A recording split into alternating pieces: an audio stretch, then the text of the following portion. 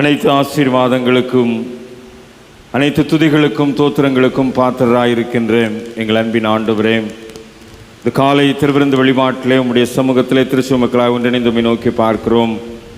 ஆண்டவருடைய சன்னிதானத்திலே காத்திருந்து புத்தாற்றலை பெற்றுக்கொள்ளும்படியாய் நீர் எங்களை அழைத்து வந்த மாசற்ற தயவுக்காக நன்றிகளையும் தோத்திரங்களையும் ஏறெடுக்கின்றோம்.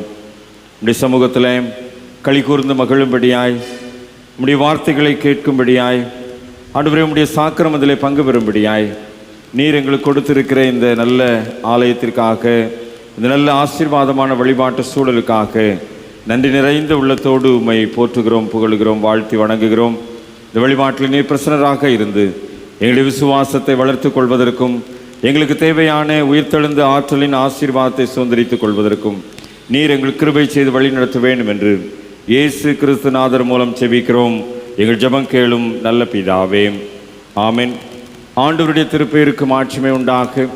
திருவிருந்து வழிபாட்டிற்கு தொடக்கமாக நாம் அனைவரும் எழுந்து நின்று கிறிஸ்து சபை பாமாலைகளில் 3வது பாமாலையை பாடுவோம். பாமாலை 3, உன்னதமாளும் எங்கேயும் தூயர்க்கு ஸ்தோத்திரம், அவரின் வார்த்தை செய்கைகள் மிகுந்த அற்புதம் என்ற பாமாலை எழுந்து நின்று இணைந்து பாடுவோம்.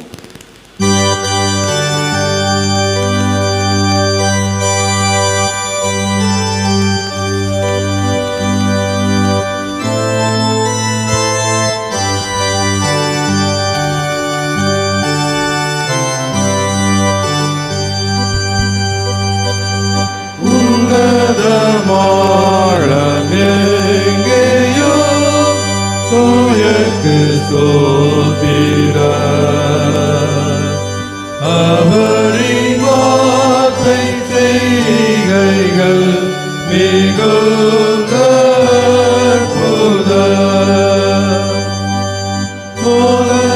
நிறைந்த பூமிக்கு இரண்டாம் மாதமே போரில் சகாயனாய் வந்தார்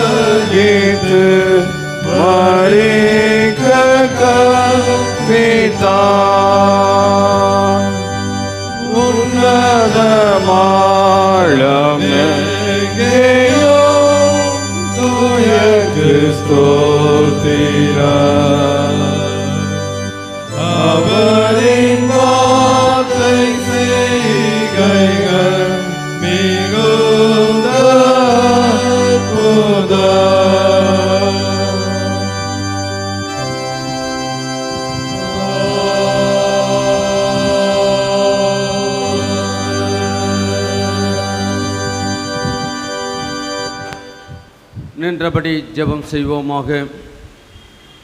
எல்லா இருதயங்களையும், எல்லா விருப்பங்களையும், எல்லா ரகசியங்களையும் அறிந்திருக்கிற சர்வ வல்லமையுள்ள கடவுளே, நாங்கள் தேவனிடத்தில் பரிபூர்ணமாய் அன்பு கூறவும் முது பரிசுத்த நாமத்தை உத்தமமாய் மகிமைப்படுத்தவும் முது பரிசுத்த ஆவியின் ஏவுதலால் எங்கள் இருதயத்தின் சிந்தனைகளை சுத்தம் பண்ணியல்ல எங்கள் கர்த்தராகிய கிறிஸ்துவின் மூலமாய் வேண்டிக் கொள்கிறோம். ஆமேன்.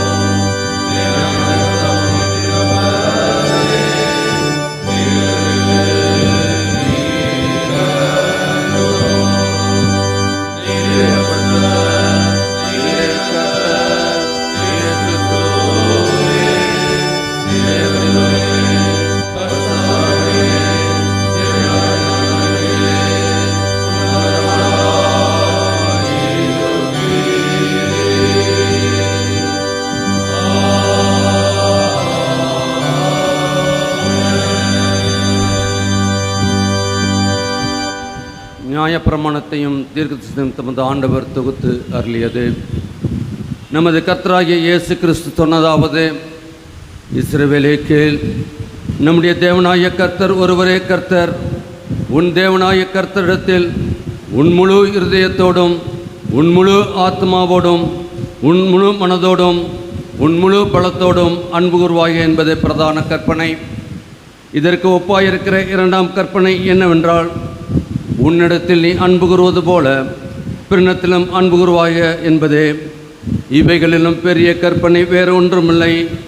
இவ்விரண்டு கற்பனைகளிலும் நியாயப்பிரமாணம் முழுமையும் தீர்க்கதரிசனமும் அடங்கியிருக்கிறது என்பதே.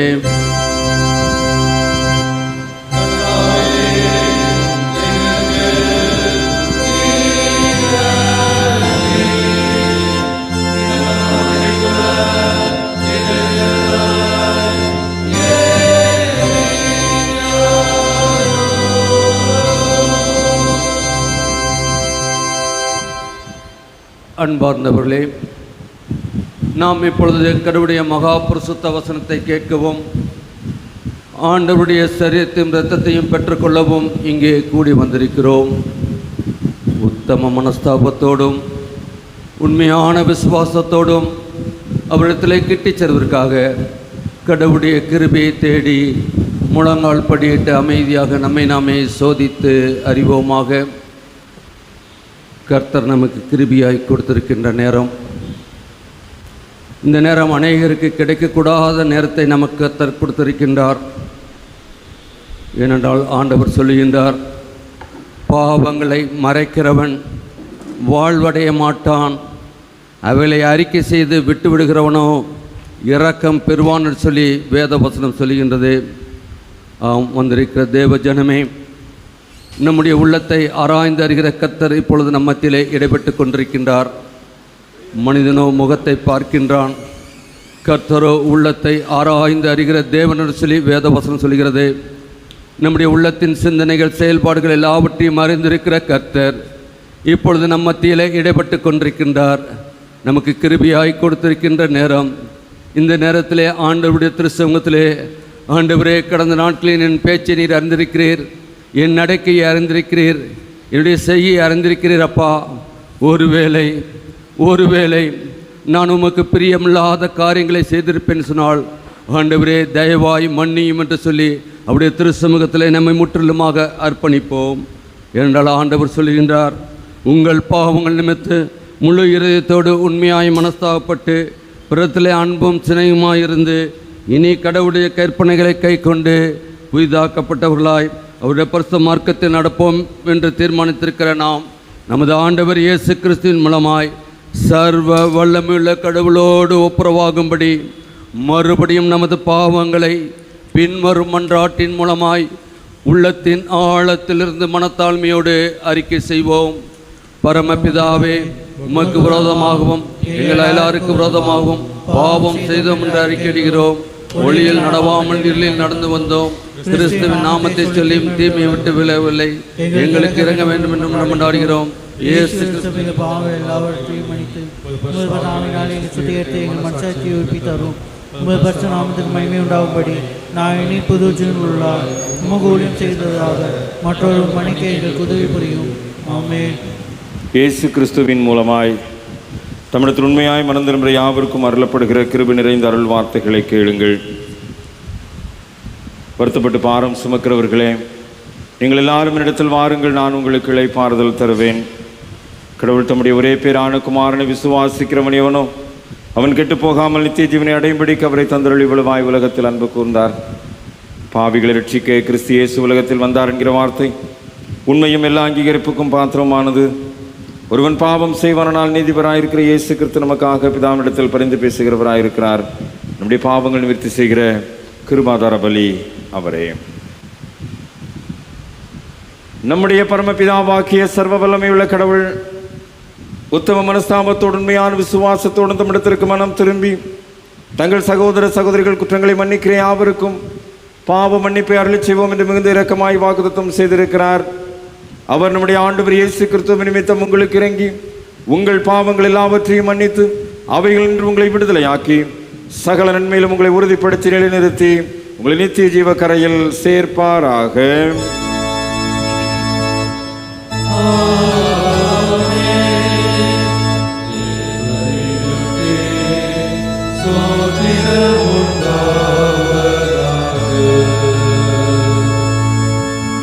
கர்த்தர் உங்களோடிருப்பாராக.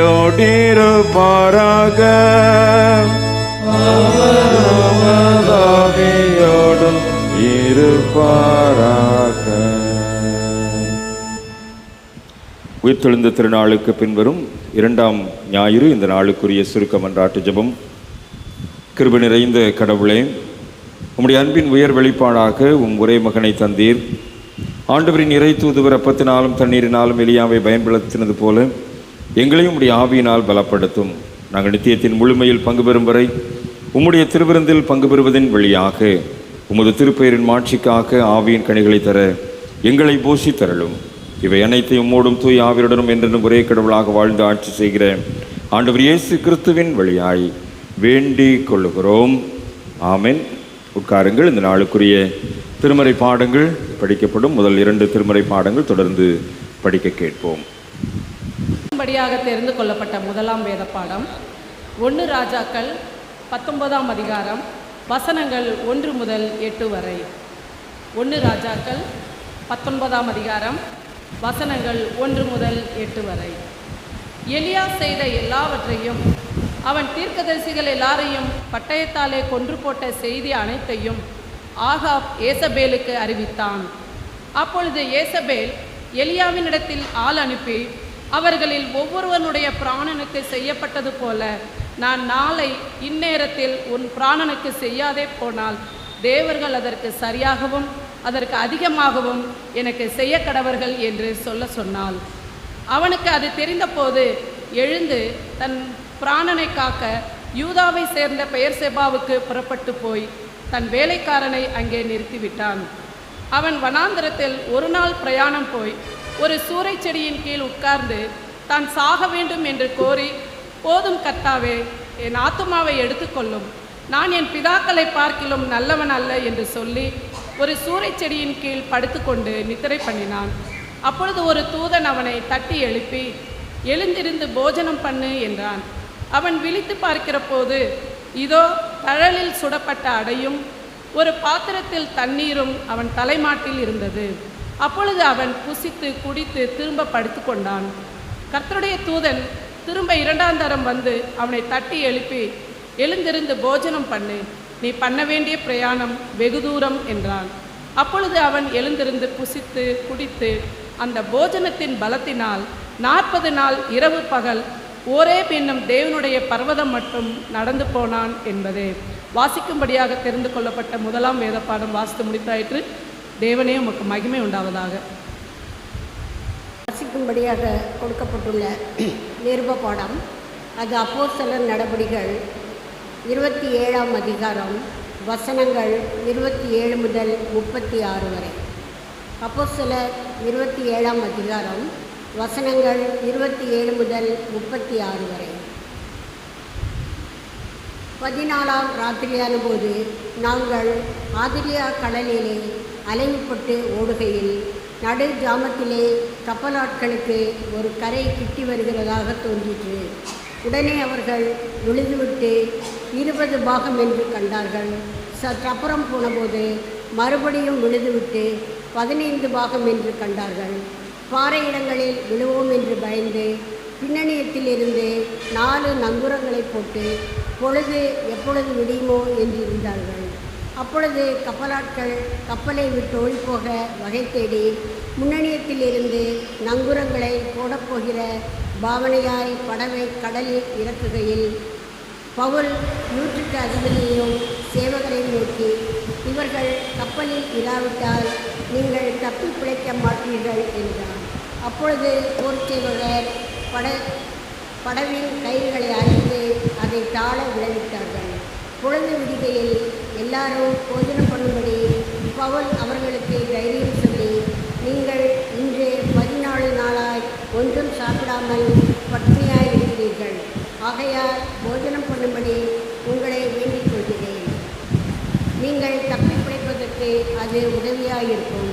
உங்கள் தலையிலிருந்து ஒரு மயிரும் விழாது என்றார்.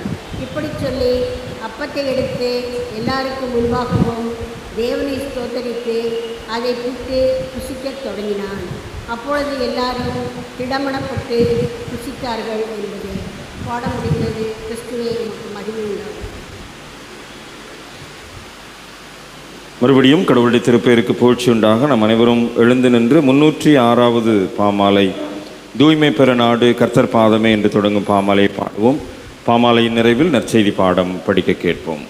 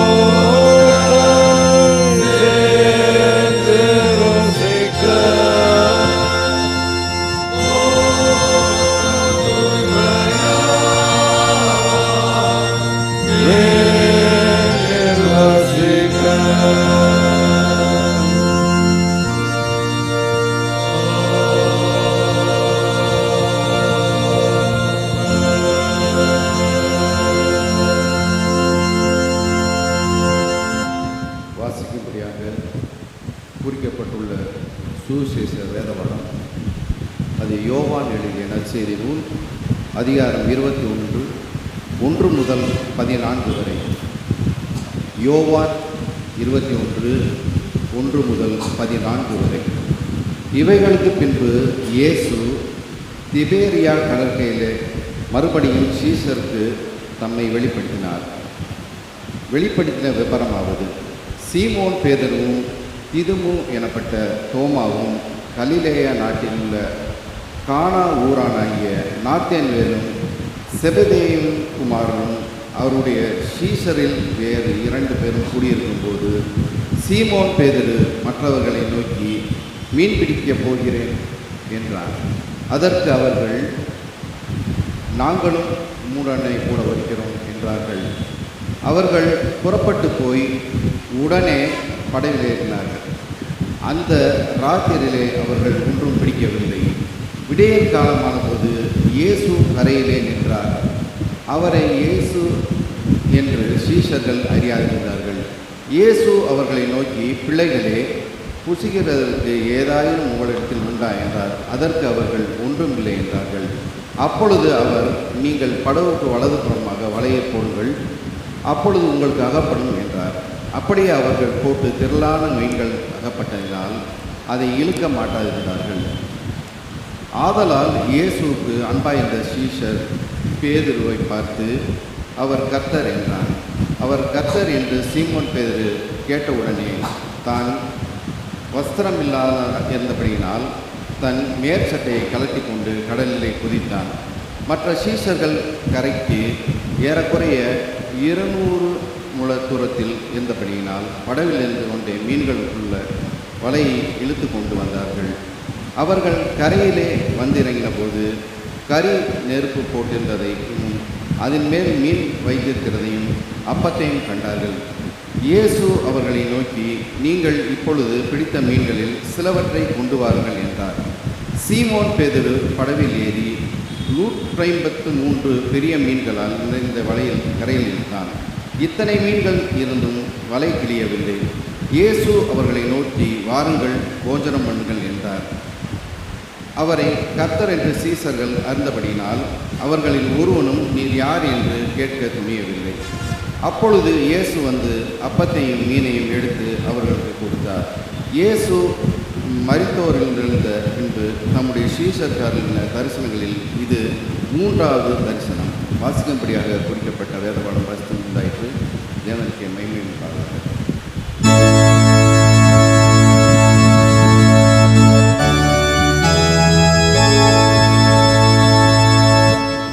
ஆண்டவரே, உமது வார்த்தையின்படி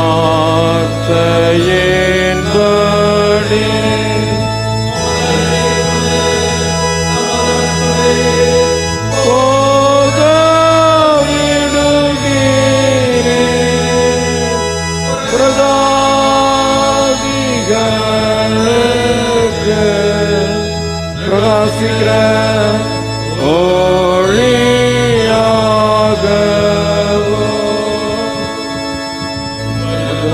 இஸ்ரவேலுக்கு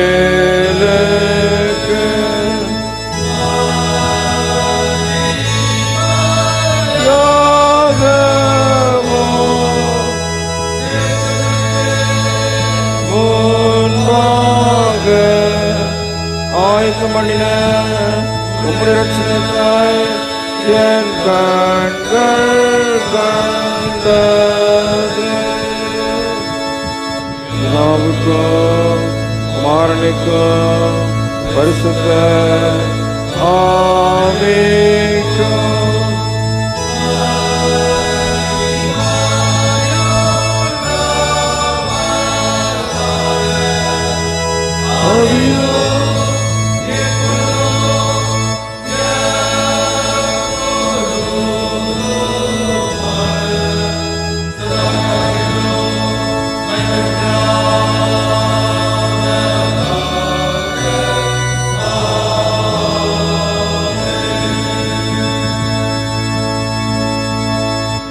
சபையார் தயவு செய்து அமருங்கள். இந்த நாளுக்குரிய மகிழ்விக்கும் மன்னா வசனம் சொல்ல ஞாயிறு பிள்ளைகளை அன்புடன் அழைக்கிறேன். You prepare a table before me in the presence of my enemies. You anoint my head with oil, my cup overflows. Psalms 23:5. என் சத்துருக்கள் முன்பாக நீர் எனக்கு ஒரு பந்தியை ஆயத்து பண்ணீர். தலையை எண்ணெயினால் அபிஷேகம் பண்ணீர். என் பாத்திரம் நிரம்பி வழிகிறது. சங்கீதம் 23:5. என் சத்துருக்கள் முன்பாக நீர் எனக்கு ஒரு பந்தியை உண்டு பண்ணி ஆயத்தப்படுத்தி என் தலையை எண்ணெயினால் அபிஷேகம் பண்ணீரீர். என் பாத்திரம் நிரம்பி வழிகிறது. சங்கீதம் 23:5. என் சத்துருக்களுக்கு முன்பாக நீர் எனக்கு ஒரு பந்தியை ஆயத்தப்படுத்தி என் தலையை எண்ணெயினால் அபிஷேகம் செய்தீர். என் பாத்திரம் நிரம்பி வழிகிறது. சங்கீதம் 23:5. என் சத்துருக்களுக்கு முன்பாக நீர் எனக்கு ஒரு பந்தியை ஆயத்தப்படுத்தி என் தலையை எண்ணெயால் அபிஷேகம் பண்ணுகிறீர். என் பாத்திரம் நிரம்பி வழிகிறது. சங்கீதம் 23:5. உயிர் தெழுந்த ஆண்டவரின் அழைப்பிலே உணவருந்த வாருங்கள். என் சத்துருக்களுக்கு முன்பாக நீர் எனக்கு ஒரு பந்தியை ஆயத்தப்படுத்தி என் கண்களை எண்ணெயால் அபிஷேகம் பண்ணினீர். என் பாத்திரம் நிரம்பி வழிகிறது. சங்கீதம் 23:5. என் சத்துருக்களுக்கு முன்பாக நீ எனக்கு ஒரு பந்தியை ஆயத்தப்படுத்தி என் தலையை எண்ணெயால் அபிஷேகம் பண்ணுகிறேன். என் பாத்திரம் நிரம்பி வழிகிறது. சங்கீதம் 23:5. உயிர்த்தெழுந்த ஆண்டவரின் அழைப்பிலே உணவருந்த வாருங்கள். என் சத்துருக்களுக்கு முன்பாக நீர் எனக்கு ஒரு பந்தியை ஆயத்தப்படுத்தி என் தலையை எண்ணெயால் அபிஷேகம் பண்ணுகிறீர். என் பாத்திரம் நிரம்பி வழிகிறது. சங்கீதம் 23:5. என் சத்துருக்களுக்கு முன்பாக நீர் எனக்கு ஒரு பந்தியை ஆயத்தப்படுத்தி என் தலையை எண்ணெயால் அபிஷேகம் பண்ணுகிறீர். என் பாத்திரம் நிரம்பி வழிகிறது. சங்கீதம் 23:5. என் சத்துருக்களுக்கு முன்பாக நீர் எனக்கு ஒரு பந்தியை ஆயத்தப்படுத்தி என் தலையை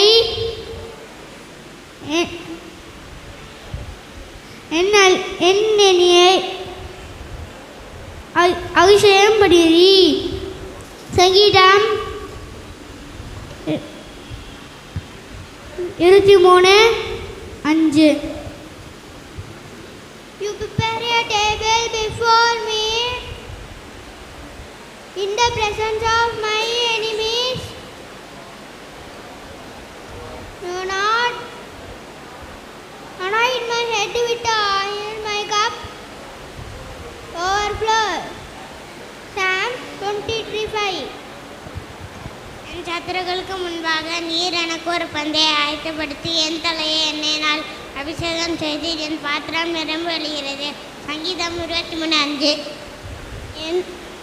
என் சத்துருக்களுக்கு நீர் முன்பாக நீர் எனக்கு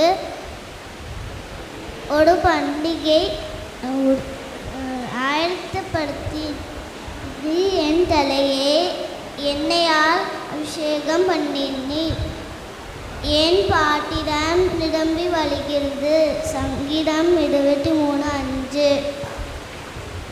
பிரைஸ் லாட்டுவால் மகிழ்விக்கும் அண்ணா உயிர் தந்த ஆண்டவரின் அழைப்பிலே உணவருந்த வாருங்கள். என் சத்துருக்களுக்கு முன்பாக நீர் எனக்கு ஒரு பந்தியை ஆயத்த பண்ணி என் தலையை எண்ணெயால் அபிஷேகம் பண்ணுகிறீர். என் பாத்திரம் நிரம்பி வழிகிறது. சங்கீதம் 23:5. ஆமென். Praise God to all. Joyful manna topic. Come and dine. Invitation by the risen Lord. You prepare a table before me in the presence of my enemies. You anoint my head with oil. My cup overflows. Psalms 23:5. Thank you, glory to God.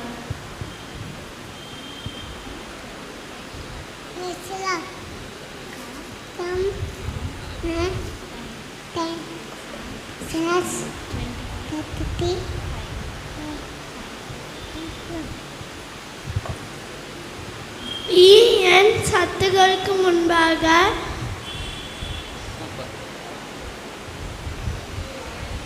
உன் பந்தியை ஆயத்தம் பண்ணி என் தலையில் எண்ணெயால் அபிஷேகம் பண்ணுகிறீர். என் பாத்திரம் நிரம்பி வழிகிறது. சங்கீதம் 23:5.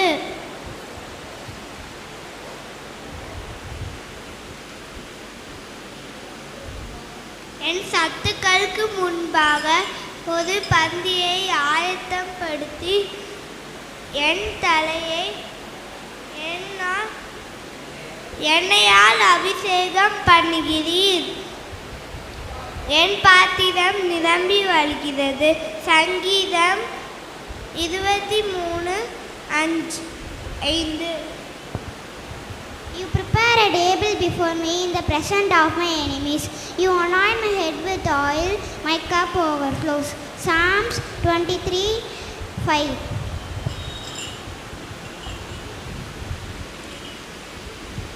You prepare a table before me in the presence of the enemies. You anoint my head with oil. My cup overflows. Psalms 23:5. Love and come and dine. Invitation by the risen Lord. You prepare a table before me in the presence of my enemies. You anoint my head with oil. My cup overflows. Psalms 23:5. Come and dine. Invitation by the risen Lord. You prepare a table before me in the presence of my enemies. You anoint my head with oil. My cup overflows. Psalms 23:5. You are prepare a table before me in the presence of my enemies. You anoint my head with oil. My cup overflows. Psalms 23:5. வீட்டிலிருந்த ஆண்டவரின் அழைப்பினாலே உணவருந்த வாருங்கள். என் சத்துருக்களுக்கு முன்பாக நீர் எனக்கு ஒரு பந்தியை ஆயத்தப்படுத்தி என் தலையை எண்ணெயால் அபிஷேகம் பண்ணினீர். என் பாத்திரம் நிரம்பி வழிகிறது. சங்கீதம் 23:5. உயிர்த்தெழுந்த ஆண்டவரின் அழைப்பிலே உணவருந்த வாருங்கள். என் சத்துரருக்கு முன்பாக நீர் எனக்கு ஒரு பந்தியை ஆயத்தப்படுத்தி என் தலையை எண்ணெயால் அபிஷேகம் பண்ணுகிறீர். என் பாத்திரம் நிரம்பி வழிகிறது. சங்கீதம் 23:5. Come and dine. Invitation by the risen Lord. You prepare a table before me in the presence of my enemies. You anoint my head with oil. My cup overflows. Psalm 23:5. என் சத்துருக்களுக்கு முன்பாக நீ எனக்கு ஒரு பந்தியாய் ஆயத்தப்படுத்தி என் தலையில் எண்ணெயால் அபிஷேகம் பண்ணினீர். என் பாத்திரம் நிரம்பி வருகிறது. சங்கீதம் 23:5. என் சத்துருக்களுக்கு முன்பாக நீர் பந்தியாயப்பட்டு என் தலையை எண்ணெயால் அபிஷேகம் பண்ணினீர். என் பாத்திரம் நிரம்பி வருகிறது. சங்கீதம் 23:5. என் சத்துக்களுக்கு முன்பாக நீர் எனக்கு ஒரு பந்தி ஆயத்தப்படுத்தி என் தலையை என்னாலே அபிஷேகம் பண்ணுகிறேன். என் பாத்திரம் நிரம்பி வழிகிறது. சங்கீதம் 23:5. அழைப்பிலே உணவருந்த வாருங்கள். என் சத்துருக்களுக்கு முன்பாக நீர் எனக்கு ஒரு பந்தியை ஆயத்தப்படுத்தி என் தலையை எண்ணெயால் அபிஷேகப்படுகிறீர். என் பாத்திரம் நிரம்பி வழிகிறது. சங்கீதம் 23:5. என் சத்துருக்களுக்கு முன்பாக நீர் எனக்கு ஒரு பந்தியை ஆயத்தப்படுத்தி என் தலையை எண்ணெயால் அபிஷேகம் பண்ணுகிறீர். என் பாத்திரம் நிரம்பி வழிகிறது. சங்கீதம் 23:5. You prepare a table before me in the presence of my enemies. You anoint my head with oil, my cup overflows. Psalms 23:5. You prepare a table before me in the presence of my enemies. You anoint my head with oil, my cup overflows. Psalms 23:5. You prepare a table before me in the presence of my enemies. You anoint my head with oil, my cup overflows. Psalms 23:5. You prepare a table before me in the presence of my enemies. You anointed my head with oil, my cup was overflows. Psalms 23:5. என் சத்துருக்களுக்கு முன்பாக நீர் எனக்கு ஒரு பந்தியை ஆயத்தப்படுத்தி என் தலையை எண்ணெயால் அபிஷேகம் படுத்துகிறீர். என் பாத்திரம் நிரம்பி வழிகிறது. சங்கீதம் 23:5.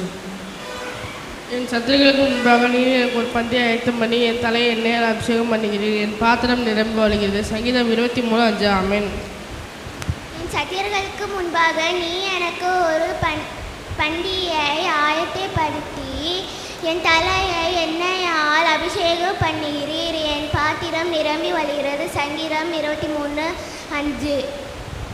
சத்துருக்கு முன்பாக நீர் எனக்கு ஒரு பந்தியை ஆயத்தப்படுத்தி என் தலையை எண்ணெயால் அபிஷேகம் பண்ணுகிறீர். என் பாத்திரம் நிரம்பி வழிகிறது. சங்கீதம் 23:5. என் சத்துருக்களுக்கு முன்பாக நீர் எனக்கு ஒரு பந்தியை ஆயத்தப்படுத்தி என் தலையை எண்ணெயால் அபிஷேகம் பண்ணுகிறீர். என் பாத்திரம் நிரம்பி வழிகிறது. சங்கீதம் 23:5. என் சத்துருக்களுக்கு முன்பாக நீர் எனக்கு ஒரு பந்தியை ஆயத்தப்படுத்தினீர். என் தலையை எண்ணெயால் அபிஷேகம் பண்ணுகிறீர். என் பாத்திரம் நிரம்பி வழிகிறது. சங்கீதம் 23:5.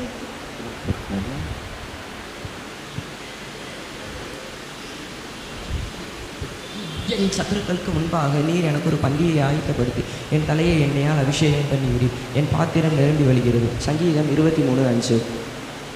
என் சத்துருக்கள் முன்பாக நீர் எனக்கு ஒரு பந்தியை ஆயத்தப்படுத்தி என் தலையில் எண்ணெயால் அபிஷேகம் பண்ணி என் பாத்திரம் நிரம்பி வழிகிறது. சங்கீதம் 23:5. என் சத்துருக்களுக்கு முன்பாக நீர் எனக்கு ஒரு பந்தியை ஆயத்தப்படுத்தி என் தலையில் எண்ணெயால் அபிஷேகம் பண்ணுகிறேன். என் பாத்திரம் நிரம்பி வருகிறது. சங்கீதம் 23:5.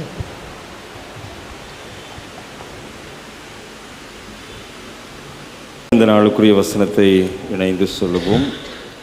உயிர்த்தெழுந்த ஆண்டவரின் அழைப்பிலே உணவருந்த வாருங்கள்.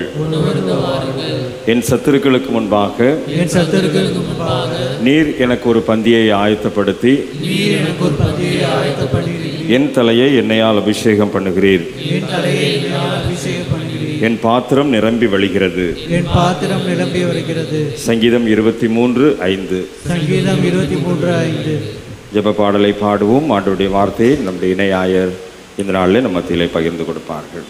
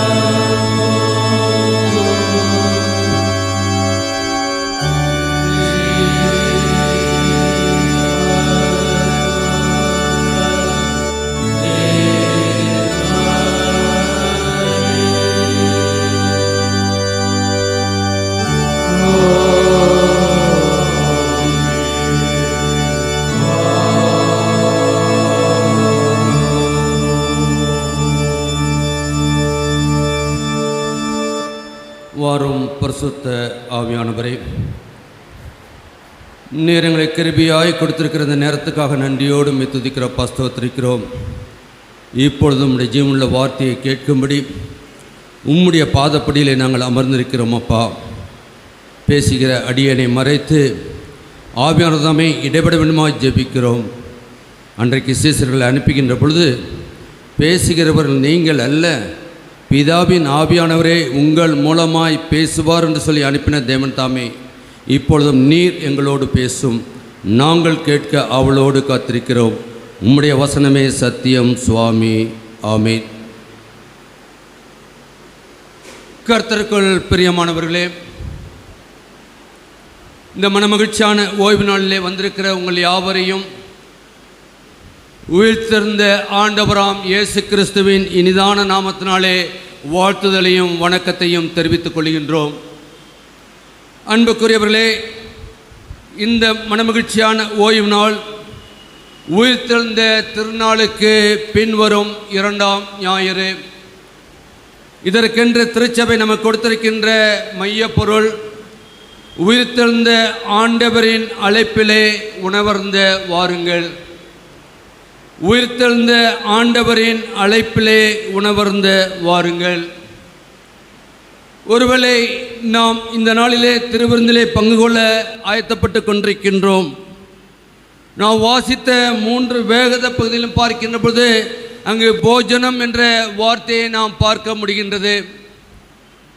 இப்பொழுது நாம் சற்று நேர தியானத்துக்காக எடுத்துக்கொண்ட வேத பகுதி, அது வாசித்த நற்செய்தி பகுதியை நாம் எடுத்து வைத்துக் கொள்வோம்.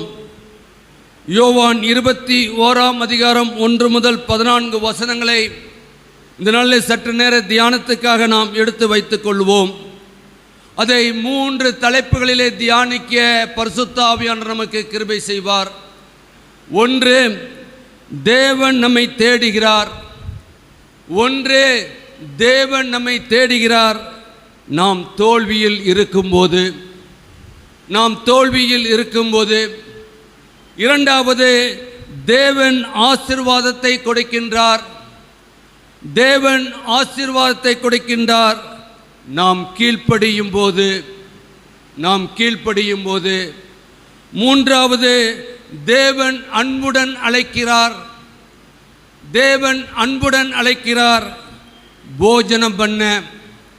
போஜனம் பண்ண நம்மை அழைக்கின்றார். அன்புக்குரிய திருச்சபை மக்களே, 1, தேவன் நம்மை தேடுகிறார். நாம் தோல்வியில் இருக்கும்போது, நாம் வாசித்த 21ஆம் அதிகாரம் 1 முதல் 3 வசனங்களை பார்ப்போம் என்று சொன்னால், பேதுரு மற்ற சீசர்களும் மீண்டும் மீன்பிடிக்க செல்கின்றார்கள். நடைபெற்ற காரியங்களை பாருங்கள். 3ஆம் வசனம் மிக அருமையாக சொல்கிறது.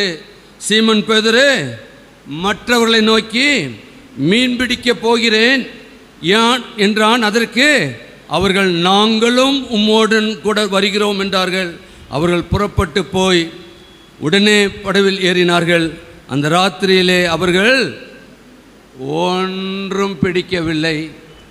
தேவ ஜனமே, ஆண்டவர் நம்மை அழைத்திருக்கின்ற நோக்கத்தை நாம் மறந்து நாம் வாழ்கின்ற பொழுது, அன்றைக்கு சீமோன் பேதுரு சொன்னது போல இன்றைக்கு நம்மோடு கூட இருக்கின்ற மக்களும் நாம் ஆண்டவர் மீது வைத்திருக்கின்ற விசுவாசத்திலிருந்து நாம் வழிவில போய்த்தக்கதான காரியங்களை ஈடுபட நம்மை அழைக்கின்ற பொழுது நாம் ஒன்றும் பிடிக்க முடியாது. நாம் வெறுமையாய் ஆய்விடுவோம். ஆண்டவர் என்ன சொல்லுகின்றார்? அவர்கள் பழைய வாழ்க்கைக்கு திரும்புகிறார்கள். இன்றைக்கு தேவ ஜனமே, 40 நாள் உபவாசம், கர்த்தர் உயிர்த்தெழுந்தார், அல்லேலூயா. மீண்டுமாக பழைய வாழ்க்கை, பழைய பேச்சு, பழைய செய்கை, பழைய நடக்கை என்று நாம் இருக்கின்ற பொழுது ஆண்டவர் அதை விரும்புகின்ற கர்த்தர் அல்ல. லூக்கா 5ஆம் அதிகாரம் 10 பார்க்கின்ற பொழுது இயேசு சீமோன் பேதுருவை நோக்கி, பயப்படாதே, இது முதல் மனுஷரை பிடிக்கிறவனாக்குவேன். ஆம், ஆண்டவர் எதற்காக சீசர்களை அழைத்தார்? மீன் பிடிக்க அல்ல, நான் உங்களை மனுஷரை பிடிக்கிறவர்களாக்குவேன். அந்த 5ஆம் அதிகாரத்தை பார்ப்பீர்கள் சொன்னால், அங்கும் இதே போன்ற ஒரு சூழ்நிலை. இரா முழுவதும் அவர்கள் கொலை போடுகின்றார்கள், ஒன்றும் அகப்படவில்லை. ஆனால் ஆண்டவர் வருகின்றார், வலையை போடுங்கள் ஆழத்திலே என்று சொன்ன பொழுது அவர்கள் திரளான மீன்களை பிடித்தார்கள். பிடித்த மாத்திரத்திலே ஆண்டவர் சொல்லுகின்றார், என் பின்னே வாருங்கள். பிடித்த எல்லாவற்றையும் விட்டு விட்டு அவர்கள் ஆண்டவர் பின் சென்றார்கள். நாம் எதை விட இந்த நாளிலே நாம் ஆயத்தமாக இருக்கின்றோம்? நாம் விடாதபடி ஆண்டவரை தரிசிக்க முடியாது, ஆண்டவரோடு கூட நாம் இருக்க முடியாது. ஆனால் நாம் எப்படி வாழ்ந்தாலும் ஆண்டவர் நம்மை தேடுகின்றவராயிருக்கிறார்கள். அவர் இரவு முழுவதும் உழைத்தும் ஒன்றும் பிடிக்கவில்லை. நாம் சில நேரங்களில் தோல்வி அடைந்து தேவனை விட்டு தூரமாய் போகின்றோம்.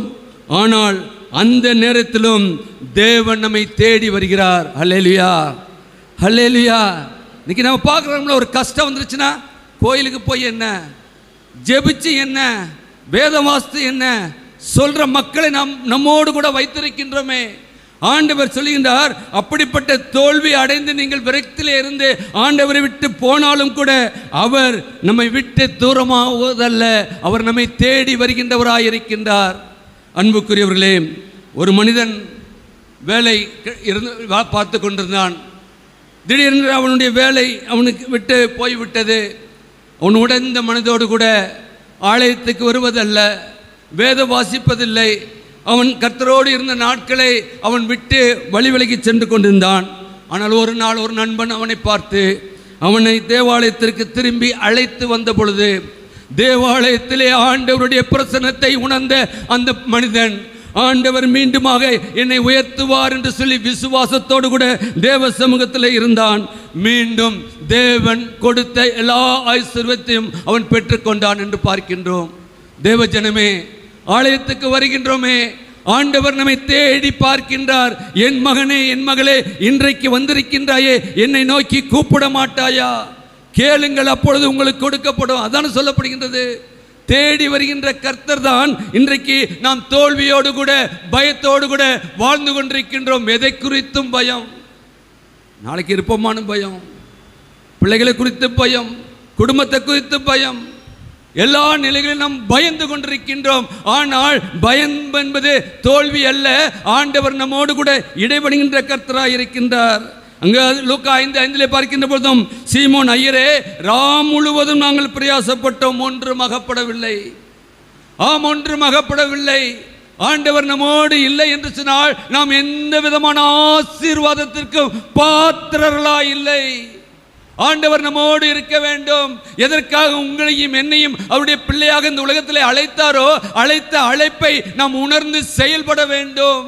செயல்படுகின்ற பொழுது ஒருவேளை நாம் தோல்வி அடைய மாட்டோம். அதற்கு மாறாக ஆண்டவர் நம்மை தேடி வருகிறவராய் இருக்கின்றார். எரேமியா தீர்க்கதரிசி புத்தகத்திலே பார்க்கின்ற பொழுது 29ஆம் அதிகாரம் 13ஆம் வசனம் இப்படியாக சொல்கிறது, உங்கள் முழு இருதயத்தோடும் என்னை தேடின நாள் என்னை தேடுகையில் கண்டுபிடிப்பீர்கள். எப்படியா? முழு இருதயத்தோடு என்னை தேடுவீர்களாயில் என்னை கண்டுபிடிப்பீர்கள். ஆண்டவர் சொல்லுகின்றார். நாம் எங்கெங்கோ போய் தேடிக்கிட்டு இருக்கோம், யார் யார் பின்னாலேயோ போய்கிட்டு இருக்கோம். ஆண்டவரை தேடுவோம் சொன்னால் ஆண்டவரை நாம் கண்டுபிடிக்கின்றவர்களாக இருக்கின்றோம். தோல்வி வந்தாலும் தேவன் உங்களையும் என்னையும் தேடி வருகின்ற கர்த்தராக இருக்கின்றார். தோல்வி பயம் எப்பொழுது நமக்கு இருக்கக்கூடாது. நாம் வெற்றியின் பிள்ளைகளாக இருக்கின்றோம். மரணத்தை வென்ற தேவனை நாம் ஆராதிக்கின்றோம். அப்படின்னால் நம்முடைய வாழ்க்கையிலே எப்பொழுதும் ஆண்டவரோடு கூட இருக்கின்ற பொழுது ஆண்டவர் நிச்சயமாக நாம் தோல்வியோடு இருந்தாலும் கூட நம்மை தேடி வந்து நம்மை தேற்றுகின்ற கர்த்தராய் இருக்கின்றார். இரண்டாவதாக பார்க்கின்ற பொழுது தேவன் ஆசீர்வாதத்தை கொடுக்கின்றார் நாம் கீழ்ப்படியும் போது. யோவான் 21:4 முதல் 8 வசனங்களை பார்ப்போம் என்று சொன்னால் அங்கு சொல்லப்படுகின்ற காரியம் என்ன? அங்கு பார்க்கின்றோம், விடியற்காலமான போது இயேசு கரையிலே நின்றார். அவரை இயேசு என்று சீசர்கள் அறியாதிருந்தார்கள். அப்படினால் அன்புக்குரியவர்களே, இயேசு காலை பொழுதிலே இயேசு வந்து கரையிலே நின்றார் என்று சொன்னார். அவர்கள் அவரை அறியவில்லை. இன்றைக்கு அதிகாலை தேடுகின்றோமாம். அதிகாலை தேடுகின்றவன் என்னை கண்டடைவான் என்று சொல்லி அல்லவா ஆண்டவர் சொல்லி இருக்கின்றார். அதிகாலை தேடுகின்ற அனுபவம் உங்களுக்கும் எனக்கும் இருக்கின்றதா? சிந்தித்து பார்க்க அழைக்கப்படுகின்றோம்.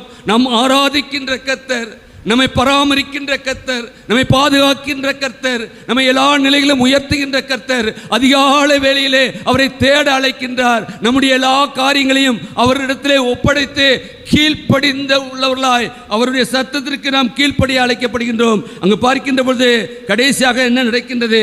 அக்காலை பொழுதிலே அவர் சொல்லுகிறார், இதை வலதுபுறமாக போடுங்கள். 6ஆம் வசனம், நீங்கள் படவுக்கு வலதுபுறமாக வலையை போடுங்கள். பாருங்க, மீன்பிடிக்கின்ற தொழிலே அவர்கள் தொழில். ஆண்டவரோ தச்சனுடைய மகன். ஆனால் இங்கு நடைபெற்ற காரியம் என்ன? அப்படி அனுபவமிக்க மீனவர்கள் ஒன்றும் அகப்படாது இருந்த பொழுது அவர் சொல்லுகிறார், வலதுபுறம் போடுங்கள். கீழ்ப்படிதல். எல்லாம் எனக்கு தெரியும். நான் யார்? நான் யார்? நெவர். ஒன்று ஆண்டவருடைய திருச்சமூகத்தில் ஒன்று நடக்காது. நாம் யாராக இருந்தாலும் ஆண்டவருடைய சத்தத்திற்கு கீழ்ப்படிய வேண்டும். கீழ்ப்படுகின்ற பொழுதுதான் அங்கு வலப்புறம் போடுங்கள் என்றார். அவர்கள் கீழ்ப்படிய மிகுந்த மீன்கள் கிடைத்தது. சில நேரங்களில் தேவன் எளிய கட்டளைகளை நமக்கு கொடுக்கின்றார். நாம் கீழ்ப்படிந்தால் பெரிய ஆசீர்வாதங்களை பெற்றுக்கொள்ள முடியும். ஒரு நாள் இப்படி தான் உங்கள் மத்தியில் கர்த்தருடைய வார்த்தையை பகிர்ந்து கொண்டிருந்தேன். இங்கே அநேகர் சொல்லுகின்ற பொழுது, ஐயா இன்னைக்கு ரொம்ப கோபமாக இருந்தீங்க, கோபமாக பேசினேன் நான் அன்னைக்கு. யார் பேசுகின்றது? நானா? நானா? ஆண்டவர் கொடுக்கின்ற வார்த்தையை, கட்டளையை நாம் அவமதித்துக் கொண்டிருக்கின்றோம். கோபப்படுவது ஆண்டவர் என்பதை நாம் அறிந்து கொள்ள வேண்டும். ஆவியானவர் என்ன வார்த்தையை கொடுக்கின்றாரோ அதை கீழ்ப்படிய வேண்டும். நான் பலவீனமானவன், உங்களுக்கு சொல்லியிருக்கேன். சராசரி மனிதர்களாய் போல அல்ல. என்னை அநேகர் பார்த்து அநேக மூப்பர்கள் சொல்லியிருக்காங்க, ஐயா கொஞ்சம் சத்தத்தை மாத்திரம் கொஞ்சம் கம்மி பண்ணிக்கிங்க. முடியலையே, முடியலையே. ஏன்? ஆத்தும பாரம். ஆத்தும பாரம். ஒரு ஆத்துமா இன்றைக்கு மனம் திரும்பாதா என்று சொல்லி ஆண்டவர் எதிர்பார்க்கின்றார். ஆவியானவர் எதிர்பார்க்கின்றார். என்னுடைய ஜீவன் போனாலும் ஒரு ஆத்துமா ஆண்டவருடைய திருச்சமூகத்துக்கு வந்து சேராதா என்று சொல்லி அவர் பார்த்து கொண்டிருக்கின்றார். ஏன்னா நமக்கு தெரியும், ஒரு சின்ன ஒரு விவசாயி ஒரு சின்ன விதையை போய் விதைக்கின்றான். அது வளர்ந்து பெரிய மரமாகி பலருக்கு நிழல் கொடுக்கிறது. சில இன்றைக்கு நாம் கீழ்ப்படுகின்ற பொழுது சின்ன கட்டளை, ஆண்டவர் சொல்லுகின்ற கட்டளையை, சின்ன சின்ன கட்டளையை நாம் பறிக்கின்ற பொழுது நாம் அநேகருக்கு ஆசீர்வாதம், நமக்கு மட்டுமல்ல நாம் அநேகருக்கு ஆசீர்வாதமாக இருப்போம். நம்முடைய திருச்சபை அநேகருக்கு ஆசீர்வாதமாக இருக்கும். இன்றைக்கு என்ன கட்டளையை கை கொள்ள முடியவில்லை. உன்னை போல் பிறனையும் நேசி சொல்றமே. ஆண்டவரே, இந்த பிரமாணத்தை கை கொள்ள எங்களுக்கு கிருபை தாரும். எங்கிட்ட இருந்து கிருபை வரும்? சொல்லுகின்றது உதட்டளவிலே, உள்ளத்தின் ஆழத்தில் நாம் சொல்லுகின்றோமா? சொல்லலையே. மற்றவர்களை நாம் நேசிக்கின்ற பக்குவம் இல்லையே. அப்படினால் ஆண்டவர் சிறிய கட்டளை கொடுக்கின்ற பொழுது நாம் கீழ்ப்படிய வேண்டும். 1 சாமுவேலில் பார்க்கின்ற பொழுது எடுத்தவர்கள் வாசிக்கலாம். 15ஆம் அதிகாரம் 22 சொல்கிறது, கீழ்ப்படிதல் பழியை விட சிறந்தது. கீழ்ப்படிதல் பழியை விட சிறந்தது. வாசிக்கலாமே 1 சாமுவேல் 15:22. சாமுவேல் கர்த்தருடைய சத்தத்திற்கு கீழ்ப்படுவதை பார்க்கிலும் சர்வாங்க தகன பலிகளும் கர்த்தருக்கு பலியாய் இருக்குமோ, பிரியமாய் இருக்குமோ? பலியை பார்க்கிலும் கீழ்ப்படிதலும், ஆட்டுக்கடாக்களை பார்க்கிலும், நினத்தை பார்க்கிலும் செவி கொடுத்தல் உத்தமம். அன்புக்குரியவர்களே, அன்புக்குரியவர்களே, இன்னைக்கு நம்ம ஏதோ பலியெல்லாம் நடத்துறோம். ஒழுங்கா தசம பாகத்தை கொடுக்கிறோம், ஒழுங்கா காணியை கொடுக்கிறோம், ஒழுங்கா சந்தாவை கொடுக்கிறோம். பலியை செலுத்துங்கள் வேண்டாம் என்றல்ல, அது திருச்சபையின் கட்டளை. ஆனால் பலியை பார்க்கிலும் கீழ்ப்படிதல், ஆண்டவருடைய வார்த்தைக்கு கீழ்ப்படியாத ஒரு வாழ்க்கை கிறிஸ்தவ வாழ்க்கை அல்ல. கிறிஸ்தவ வாழ்க்கை அல்ல. நான் கிறிஸ்தவன், அவருடைய வார்த்தைக்கு கீழ்ப்படியாத ஒரு வாழ்க்கை. என்னால் அங்கு பார்க்கின்ற பொழுது அவர்கள் அதிகமான மீன்களை பிரித்தார்கள். இன்றைக்கு எத்தனை மீனை நாம் பிரித்திருக்கின்றோம்? தேவன் சொல்வதை செய்யுங்கள், அது ஆசீர்வாதம். தேவன் சொல்வதுதான். அவர் சொல்லிக்கிட்டே இருக்கார். இந்த பலிபீடத்திலிருந்து எத்தனை நாள் எத்தனை ஆவிக்குரிய தகப்பன்மார் என்ற அளவுக்கு கொடுத்து கொண்டிருக்கின்றார்களே, கேட்டுக்கொண்டிருக்கின்றமே. இன்னைக்கு அநேகருக்கு அது சத்தமாயிருக்கின்றது. என்னால் சத்தியமாய் தெரியவில்லை. சத்தியத்தை அறிகின்ற போதுதான் சத்தியம் நம்மளை விடுதலையாக்கும். ஆனால் சத்தம் என்று நாம் விட்டு விட்டோம் என்று சொன்னால், அது உதாசீனப்படுத்தும் என்றால் ஒரு நாள் உண்டு. அந்த நாளிலே ஆண்டவர் உங்களையும் என்னையும் உதாசீனப்படுத்துவார். அந்த நாள் வெகு விரைவிலே வர இருக்கின்றது. நாம் சிந்தித்து பார்க்க அழைக்கப்படுகின்றோம். மூன்றாவதாக பார்க்கின்ற பொழுது தேவன் அன்புடன் அழைக்கின்றார் போஜனம் பண்ண. நான் வாசித்த அதே 21ஆம் அதிகாரம் 9 முதல் பார்க்கின்ற பொழுது 14 வசனங்கள் வரை அங்கே இயேசு கரையிலே என்ன செய்து கொண்டிருக்கின்றார்? நெருப்பு செய்து அப்பமும் மீனும் தயார் செய்திருந்தார். அங்கு பார்க்கின்றோம், அவர் கரையிலே நின்று கொண்டிருக்கின்றார். கரையிலே நின்று கொண்டிருக்கின்றார். நீங்கள் நானும் கடலிலே தத்தளித்து கொண்டிருக்கிறது ஆண்டவருக்கு பிரியமில்ல. அன்றைக்கு சீமோன் பேதுருவிலே வலது பக்கம் வளைய போடு என்று சொல்லி அனுப்பிவிட்டு அதோடு அவர் இல்லை, அவர்கள் போய் திரும்பி வருவார்கள் என்று சொல்லி அவர் அங்கு கரையிலே நின்று கொண்டிருந்தார் என்று பார்க்கின்றோம். என்ன செய்து கொண்டிருந்தார்? அங்கு அப்பமும் மீனும் தயார் செய்திருந்தார் என்று பார்க்கின்றோம். இன்றைக்கு நம்மையும் போஷிக்கும்படியாகத்தான் ஆண்டவர் அக்கறையிலே நின்று கொண்டிருக்கின்றார். நீங்கள் நானும் இக்கரையிலே இருந்து கொண்டிருப்போம் சொன்னால் அக்கறைக்கு எப்பொழுது போக நீங்கள் நானும் ஆயத்தமாய் இருக்கின்றோம். அக்கறையிலே ஆண்டவர் இன்றைக்கும் நின்று நமக்காய் போஷிக்கத்தக்கதான போஜனத்தை அவர் வைத்துக் கொண்டிருக்கின்றார். நமக்கு வர வேண்டிய ஆசீர்வாதங்களுக்கு தடையா இருக்கின்ற தடைகளை நீக்கி போட்டு இரு கரம் கூப்பி அவர் நம்மை அழைத்துக் கொண்டிருக்கின்றார். இன்றைக்கு நீங்கள் நானும் என்ன செய்து கொண்டிருக்கின்றோம்? நம் ஆண்டவருக்கு அழைக்கிறாரே, அழைக்கிற சத்தத்தை கேட்கின்றோமா? ஆண்டவர் தான் என்னை அழைக்கின்றார். இந்த சின்ன தம்பி அல்ல, சின்ன தம்பிக்கு ஒன்றும் இல்லை. சின்ன தம்பி ஒன்றற்ற வெறுமையான பாத்திரம், ஆனால் நிரம்பி வழியும் பாத்திரமாக ஆவியானவர் கொடுக்கின்ற வார்த்தை தான் உங்களுக்கும் எனக்கும். அவர் அழைக்கின்றார். அழைப்பது என்ன? சீசர்களை நோக்கி வாருங்கள் போஜனம் பண்ணுங்கள், வாருங்கள் போஜனம் பண்ணுங்கள். இன்றைக்கு அப்படித்தான் ஆண்டவர் நம்முடைய வாழ்க்கையை அறிந்திருக்கிற கர்த்தர். நாம் அவரிடத்திலே பெற்ற நன்மைகளை நினைத்து பார்க்க அழைக்கப்படுகின்றோம். எவ்வளவு நன்மைங்க, எவ்வளவு ஆசீர்வாதங்கள். வாருங்கள் என்று கூப்பிடுகிறாரே. வருத்தப்பட்டு பாரம் சுமக்கிறவர்களே, என்னிடத்திலே வாருங்கள், நான் உங்களுக்கு இளைப்பாறுதல் தருவேன். இன்னைக்கு நீங்கள் நான் இளைப்பாறுவதற்காக எங்கே ஓடிக்கொண்டிருக்கின்றோம்? இளைப்பாறுதலை கர்த்தர் நமக்கு கொடுக்க சித்தமுள்ளவராய் இருக்கின்றார். அன்புக்குரியவர்களே, அவர் அழைக்கின்றார். தேவன் நம்மை அன்புடன் அழைக்கிறார். நாம் தோல்வி அடைந்தாலும் நம்மை மறுபடியும் அழைக்கின்றார். ஆம் அன்புக்குரியவர்களே, நமக்கு தெரிந்த ஒன்று. லூக்கா 15ஆம் அதிகாரத்தில் என்ன சொல்லுவோம்? கெட்ட குமாரன், மனம் திரும்பிய மைந்தன், இளைய குமாரன், என்னென்னமோ பேர்ல வச்சு சொல்லிக்கிட்டு இருக்கோம். இளைய குமாரனுடைய வாழ்க்கையை ஒரு கதாவே நாம் சொல்லிக்கிட்டு இருக்கோம். கெட்ட குமாரன். ஆனால் அவன் மனம் திரும்பிய மைந்தனாய் புத்தி தெளிந்த பொழுது, நான் என் அப்பாவிடத்திற்கு செல்வேன் என்று சொல்லி வந்த பொழுது, அப்பா ஓடி போய் அவரை கட்டி அணைத்து அவனுக்கு விருந்து பண்ணினாரு, அவனுக்கு வேண்டிய எல்லாவற்றையும் செய்தாரு. அதே ஆண்டவர் இன்றைக்கு உங்களையும் என்னையும் பார்த்து மனம் திரும்பி இந்த நாளிலாவது என் மகனே மகளே வரமாட்டீரா என்று சொல்லி அவர் ஆவலோடு காத்திருக்கிறார். அதற்காகத்தான் அவர் உயிர் தெழுந்திருக்கின்றார். அதற்காக தான் இன்றைக்கு ஜீவனுள்ள தேவனாய் இருக்கின்றார். அதற்காகத்தான் அவர் உங்களோடு கூட உலகத்தின் முடிவு பரியந்தம் சகல நாட்களிலும் உங்களோடு கூட இருக்கிறேன் என்று சொல்லி அவர் வாக்கு பண்ணி இருக்கின்றார். அந்த வாக்கு தத்தத்தை நீங்கள் நானும் நம்பி அவருடைய அழைப்புக்கு நாம் போக சத்தமாக இருக்கின்றோமா? அங்கு பார்க்கின்றோம் அந்த தந்தையின் அன்பு. அந்த இளைய குமாரன் எல்லாவற்றையும் திறந்தான். ஆனால் அவன் புத்தி தெளிந்த பொழுது அவன் மீண்டுமாக தன் தகப்படத்திலே வந்தான். நீங்கள் நானும் ஆண்டவரை தேடி வருகின்றோமா? ஆண்டவருடைய திருசன்னிதானத்திலே இன்றைக்கு நீங்கள் நானும் பெற இருக்கின்ற அப்பமும் அவர் இரத்தமும் நம்முடைய வாழ்க்கையிலே மாற்றத்தை உண்டு பண்ண இருக்கின்றதா? போஜனம், திருவிருந்து.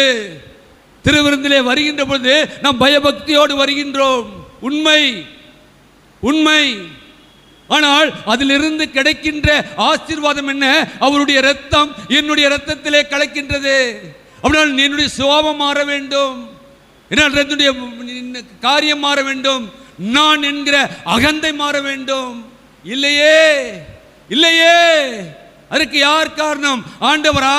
ஆண்டவர் எல்லாருக்கும் பகிர்ந்து கொடுத்து கொண்டிருக்கிறார். ஒரே பாத்திரத்திலே பானம் பண்ணுகின்ற நீங்கள் நானும் சகோதர சகோதரிகளாக இருக்கின்றோமே. எங்கே சகோதரத்துவம் இருக்கின்றது? ஆண்டவர் சிந்தித்து பார்க்க அழைக்கப்படுகின்றோம். அன்புக்குரியவர்களே, ஆண்டவர் நமக்கு எச்சரிப்பின் செய்தியை மட்டும் இந்த நாட்களை கொடுப்பதல்ல, ஆசீர்வாதத்தையும் கொடுக்க அவர் சித்தமுள்ளவராக இருக்கின்றார். அழைக்கின்ற சத்தத்தை கேட்க நாம் இருக்கின்றோமா என்பதை நாம் சிந்தித்து பார்க்க அழைக்கப்படுகின்றோம். அன்புக்குரியவர்களே, என்னால் அங்கு பார்க்கின்ற பொழுது நமக்கு அடிக்கடி சொல்றதா, வெளிப்படுத்தினால் வாசிக்கலாமே. வெளிப்படுத்தினால் 3ஆம் அதிகாரம் 25-20, வெளிப்படுத்தினால் 3:20. ஏதோ வாசற்படி நின்று தட்டுகிறேன், ஒருவன் என் சத்தத்தை கேட்டால் நான் பிரவேசித்து அவனோடே போஜனம் பண்ணுவேன், அவனும் என்னோடு போஜனம் பண்ணுவான்.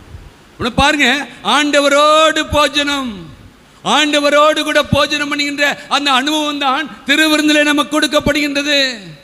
ஆண்டவர் அன்றைக்கு பெரிய வியாழன் அன்று அவர் அப்பத்தை பீத்து இதனுடைய சரீரம் என்று சொன்னாரே, அப்படியாக ரசத்தை எடுத்து என் ரத்தம் நான் வரும் அளவும் இதை நீங்கள் ஆசரிக்க வேண்டும் என்று சொல்லி அவர் கட்டளை கொடுத்திருக்கிறாரே, அந்த கட்டளைக்கு இன்றைக்கு நீங்கள் நான் கீழ்ப்படிந்திருக்கின்றோமா? அன்புக்குரிய திருச்சபை மக்களே, இன்றைக்கு போஜனம் பண்ணுகின்ற பொழுது, இன்னைக்கு அநேகர் திருவிருந்துக்கு வருகின்ற பொழுது ஐயா சொன்னாங்க, என்ன சொன்னாங்க, எப்படி வாங்கணும்னு சொன்னாங்க, சிலுவை மாதிரி இப்படி வச்சு வாங்கணும். நிறைய பேர் இன்னும் இப்படி தான் வச்சுருக்கீங்க. அது எங்களுக்கு எவ்வளவு இது இருக்குது தெரியுமா? கையை ஏன் வெளியே வர முடியல? எதுக்கா போய் கையை நீட்டுறமே, கையை ஏந்துறமே. ஆண்டவருடைய திரு சரீரத்தை வாங்க நம்முடைய கண்களுக்கு நேராக இந்த கரத்தை நீட்ட முடியாதா? இந்த கரத்தை நீட்டி, ஆண்டவரே உம்முடைய ரத்தத்தை, உம்முடைய சரீரத்தை நான் பார்க்க வேண்டும். அன்றைக்கு எம்மாவுஸ் சென்ற சீசர்களுக்கு அவர் அப்பத்தை பீத்த பொழுது அவர்களுடைய கண்கள் திறக்கப்பட்டது. அவர் கண்களால் பார்த்தார்கள். அதுவரை கண் இல்லாமல் இருந்தாங்களா? ஆவிக்குரிய கண்கள். நம்முடைய கரம் எப்படி இருக்க வேண்டும்? இப்படி ஏந்தி நிக்கணும். ஆண்டவரே உம்முடைய சரீரத்தை பெற நான் இருக்கின்றேன், ஆண்டவரே நீர் தாரும் ஆண்டவரே சொல்லி நாம் கொடுக்கதே நாங்கள் அல்ல, ஆவியானவர் செயல்படுகின்றார். அதான் ரோமன் கேத்தலிக் சொல்றாங்க, இது ஒரு மறைபொருள். திருவிருந்து என்பது மறைபொருள். இது உங்களுக்கும் எனக்கும் வெளிப்பட முடியாத ஆண்டவர் நமக்குள்ளாக வைத்திருக்கின்ற ஒன்று. அவருடைய சரீரத்தை பெறுகின்ற பொழுது நம்முடைய கரம் நம்முடைய கண்களுக்கு நேராக நீட்டலாமே.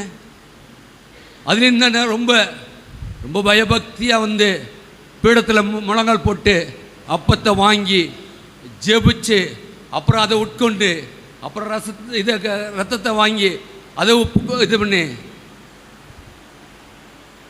வேண்டாம்.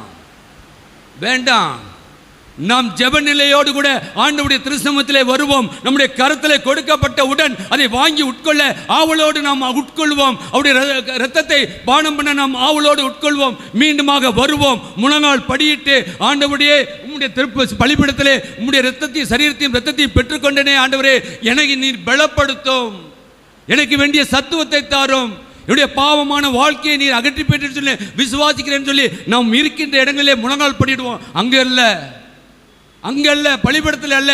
குடிக்கின்ற பொழுது வாங்கி இது பண்ணணும், கிடைக்கணும். ஆண்டவருடைய சரீரம் நமக்கு கிடைக்கிறது என்றால் அது மிகப்பெரிய இது. ஆண்டவருடைய ரத்தத்தை நாம் பெறுகின்றோம் சொன்னால் நம்முடைய சுபாவம் மாறுகின்றது சொல்லி நாம் விசுவாசிக்க வேண்டும். எனவே நீங்கள் நானும் எப்படியாக வாழ்ந்து கொண்டிருக்கின்றோம்? இயேசு உங்களை அன்புடன் அழைக்கின்றார், திரும்பி வாருங்கள். போற போக்கு சரியில்லை, எச்சரிப்பு தான்.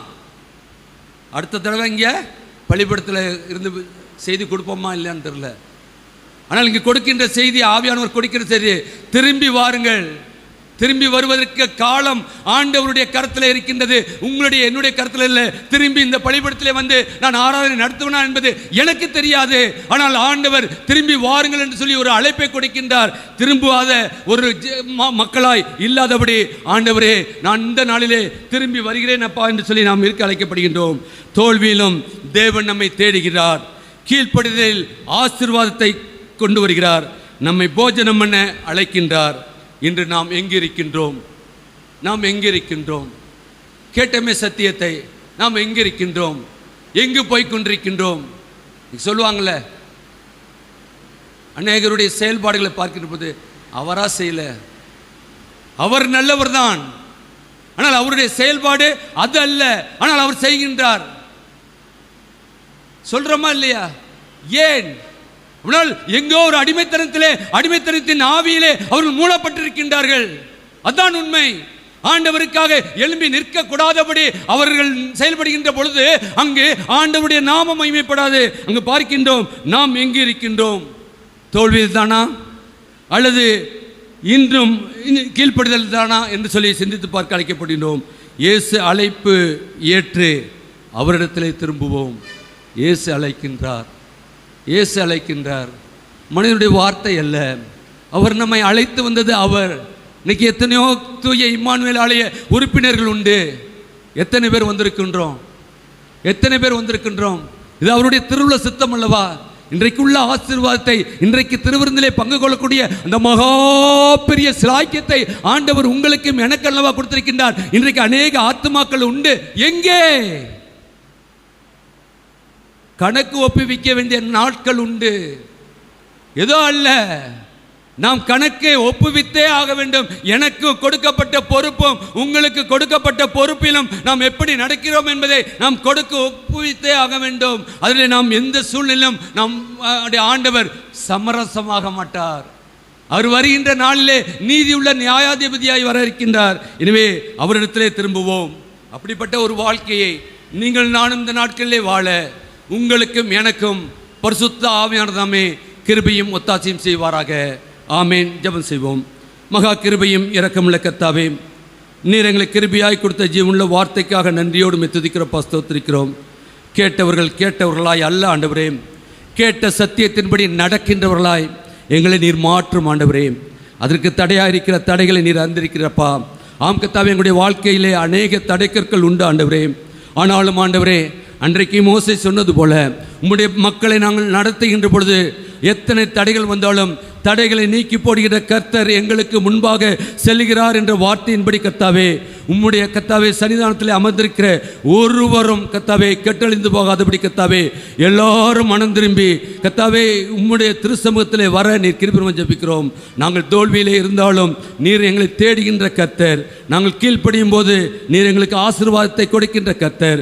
நாங்கள் கர்த்தாவே உம்முடைய அழைப்புக்கு நாங்கள் கேட்கின்ற சத்தத்திற்கு நாங்கள் செவி சாய்க்கின்ற போது நீர் எங்களுக்கு வேண்டிய எல்லா விதமான நன்மைகளையும் கொடுத்து போஷிக்கின்ற கர்த்தராய் இருக்கிறீர்.